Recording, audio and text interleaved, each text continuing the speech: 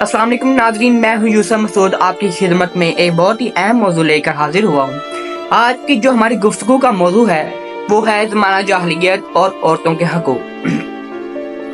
ज़माना जाहिलियत में औरतों के हकूक को सल्ब किया जाता था, उनके साथ जुल्म किया जाता था, उनको निशाना इबरत बनाया जाता था और उनको नफसानी ख्वाहिशात का निशाना बनाया जाता था। उनको विरासत में हिस्सा नहीं दिया जाता था, बेटी को जिंदा दरगोर कर दिया जाता था। अगर किसी घराने में बेटी पैदा होती थी तो उसको मुआशरे में बताने के बजाय वो जिंदा दरगोर कर देते थे, क्योंकि अगर तब किसी को पता चल जाता कि हमारे घर बेटी पैदा हो रही है तो उससे उस खानदान से किनारा कशी कर लेते थे। उनसे एक साथ नफरत की जाती थी और उनके साथ बोल चाल, चलना फिरना, रहना सहना खत्म कर दिया जाता, सब रिश्ते खत्म।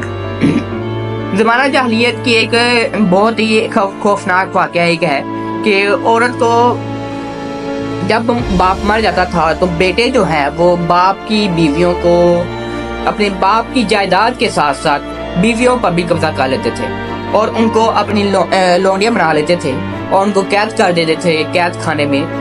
1 साल तक उनको कैद करते थे। उसके बाद जो बच जाता था उनको वो उनके दामन में ऊंट की मेघनियां डाल के उनको बाजार में भेज दिया जाता था कि चलो फिरो, सबको बताओ।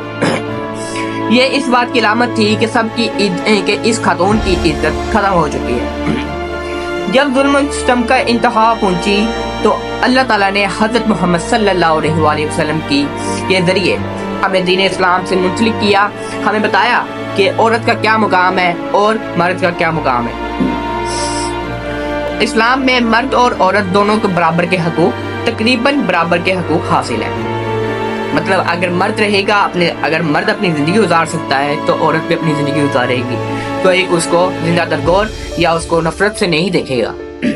अगर मर्द जो है वो अपनी जिंदगी खुशनुसलूबी से गुजारेगा और मेहनत मजदूरी करेगा तो औरत को भी पर्दे में रहकर अपनी मेहनत मजदूरी करने की इजाजत है। यहाँ तक कि इस औरत को अपनी विरासत में, अपने मर्द की विरासत में, अपने बाप की विरासत में हिस्सेदार करार दिया गया है। यहाँ तक कि अगर बेटी है तो वो बाप की विरासत के हकदार है, अगर बीवी है तो वो मर्द की बेवा होने के बाद भी विरासतदार है। लेकिन हमारे मुआशरे में क्या हो रहा है? हमारे मुआशरे में औरतों को जिंदा, अभी भी कहीं जिंदा औरतों को दरगोर कर दिया जाता है, उनके ऊपर गाड़ियां चला दी जाती हैं, उनको बेहोश करके उनको कत्ल कर दिया जाता है।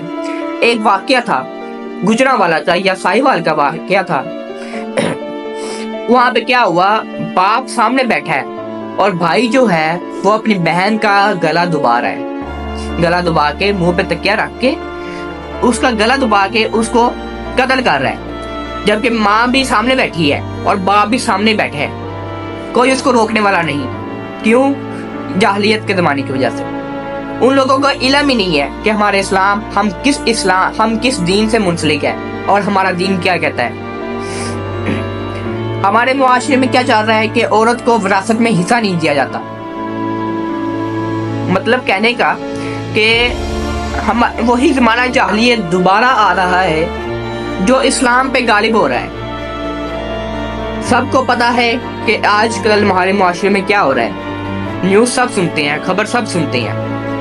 अगर मैं गलत हूँ तो आप मुझे कमेंट बॉक्स में बता सकते हैं कि मैंने ये बात गलत की है और मैं उस पर माजरत खुआ हूँ। तो हमें चाहिए कि हम अपने जो हमारा खूबसूरत सा दीन है, दीन इस्लाम है, हम उस पर अमल करें, उसको लोगों तक आगाही पहुँचाएं ऐसे लोगों तक जो अपनी बेटियों को, अपनी बहनों को, अपनी माओं को जिंदा दरगोर कर रहे हैं, जो अपनी माओं को बाप के मरने के बाद घर से निकाल रहे हैं। किसके लिए? सिर्फ अपने पैसे के लिए, बाप की विरासत के लिए। कुछ नहीं रहना यहाँ पे, कुछ नहीं हमारे साथ जाना। हम खाली हाथ आए थे, हमने खाली हाथ ही जाना है। हमसे ये नहीं पूछा जाएगा कि आप कितना माल लेके आए हैं, हमसे ये नहीं पूछा जाएगा कि आपने कैसे कपड़े पहने, कितने कपड़े आपके पास हैं। हमसे ये पूछा जाएगा कि हकूकुल इबाद पूरे किए। हकूकुल अल्लाह की बात तो बाद में है, वो तो अल्लाह ताला के हकूक है। हकूकुल इबाद पूरे किए, जो आपके हकूक थे माओ के साथ, बीवियों के साथ, बहनों के साथ, बेटियों के साथ, रिश्तेदारों के साथ, वो आपने पूरे किए।